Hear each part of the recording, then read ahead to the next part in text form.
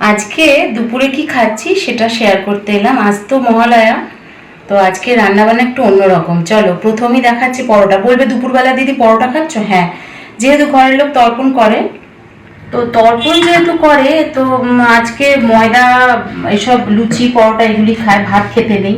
তাই জন্য আজকে আমি ঘি দিয়ে পরোটা ভেজেছি। আর এই যে আজকে একটু নিরামিষ আলুর দম করেছি। আলুর দমটা দেখতে কিন্তু দারুণ হয়েছে, খেতে কেমন হয়েছে পরে জানাবো। একটু গ্রেভি করেছি, নইলে খাবো কি করে।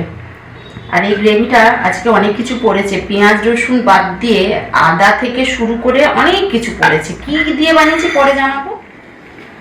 আর একটু মিষ্টি জাতীয় কিছু না বানালে হবে না পরোটা লুচির সাথে। সিমুইয়ের পায়েস একটু টাইট হয়ে গেছে, কিন্তু দুধটা অনেকটা বেশি, তো তাই জন্য খুব মালাই মালাই একটা ব্যাপার। আজ দুপুরের আয়োজন এইটাই, ঘি পট দিয়ে পরোটা ভাজা আর আলুর দম আর হচ্ছে সিমুইয়ের পায়েস। খেতে কেমন হয়েছে পরের ভিডিওতে অবশ্যই জানাবো। আজকে এইটুকুই।